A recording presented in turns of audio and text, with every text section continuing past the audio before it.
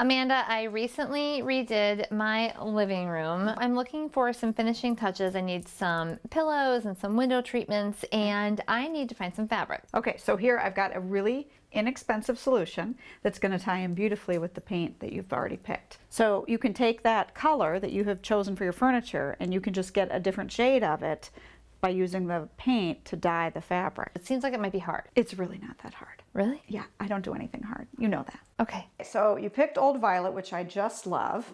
And what we're going to do now is we are going to take, I pulled some samples of fabric that I had here, and this is the type of project we would do in the store. Okay, so this is a great old tablecloth I picked up at an estate sale.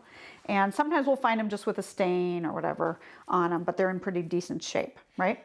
I can tell that this fabric is not brand new. It's going to be very porous or absorbent. Yes, and I think that that's probably... That's key. You definitely want it, if it's been coated with something or polyester, that's not going to absorb that dye. Stick with linens, natural fabrics. Okay. Okay, and once we finish with this might be something you'd use either on your table or just with some clippy things as a curtain.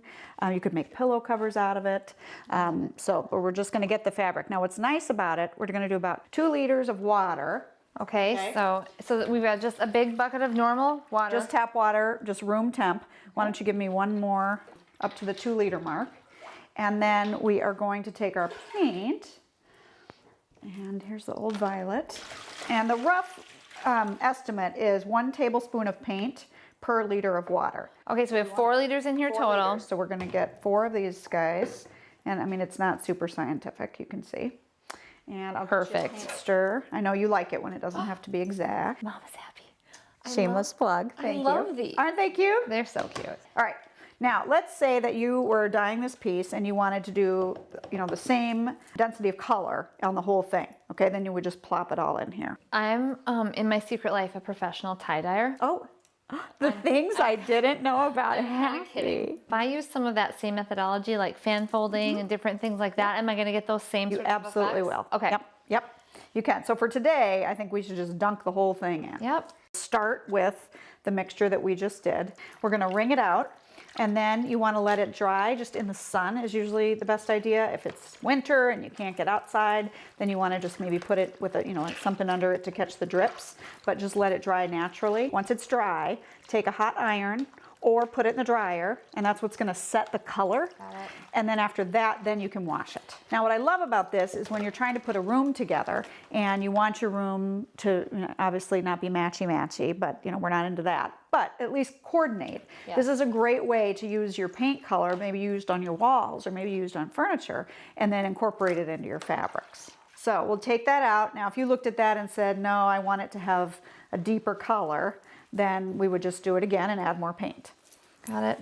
This is a very beautiful color though. Now you can see where we got again, you might not, that wouldn't bother me. I think that might be my favorite part. But it's other places. It's other places. But if you're someone who likes it to be perfect, yeah, right, then you just want to make sure you have that really mixed in well. And we use the paint stick, but I can see using something like a whisk would probably... That's a great idea. Oh, thanks. You're looking I just had an idea.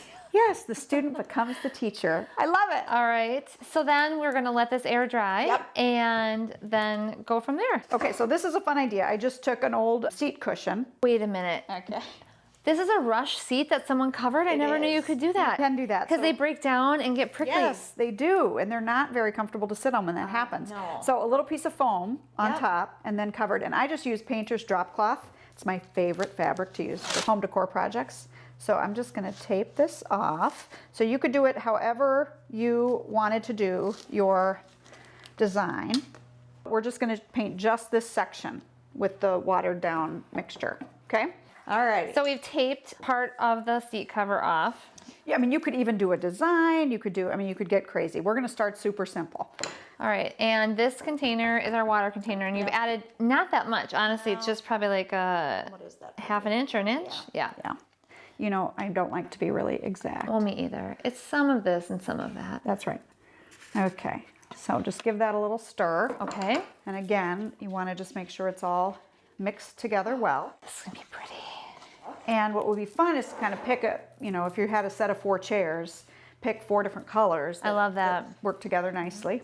Okay. All right, so then we'll just get a little of that mixture on, and you're just going to paint, just being careful to stay just on that side. But if you were to mess up, you know what we would do? We would just, So here's a question. How long does this take to dry, and how do I set this color in, or is it dyeing the fabric? Talk to me about that. so I would let this sit overnight, just because that water's soaking all the way into the fabric and the foam likely, so you want all of that to dry. And then if you wanted to seal it, you would just use the clear wax, again, just like you would on furniture, and that would seal it, make it so that you could just wipe it off. But you know, another thought is that it's just as easy to get your paint and water out and just paint over.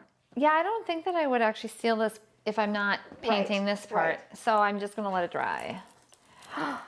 Ooh, that is pretty. And what's fun about it is you end up with, you know, a one-of-a-kind chair. Nobody's gonna have a chair that looks like that. That's How really cute. Yeah, I love it. I love it. Super easy. Okay, so there's obviously lots of things you could use that same technique on. I have some placemats, and I thought, oh, that could be fun. Let me get the rest of that. Now these actually are real placemats, but you could make this out of painter's tarp as well. Yep, these are real placemats, and so you could just tape off a design. I'll do the same color because I think Okay. it would be cute to actually That's true. do chair placemat and Yep. have 4 different versions. So it's all easy enough. Tape it off and then go ahead and paint. I like that I can make a mess when I'm here. And you don't have to clean it out. Well, Most of the time when we make a mess like that, I'm like, oh, actually, I like the way that looks on that table. So one fun idea would be to then tape off another section and maybe do a watered down version of this color, a further watered down, Yeah. so you get different tones to it. this is gonna be, oh yeah. I love projects like this. Easy home decor and custom. Custom. And you could add a stencil to that. I mean, you could do a lot of fun things with that. Amanda, this has been easy breezy. Yes. As always. And I've got some great ideas for finishing my room off, and I'm really excited about it. I'm glad. I can't wait to see it all put together. Thank you. Thanks for coming out.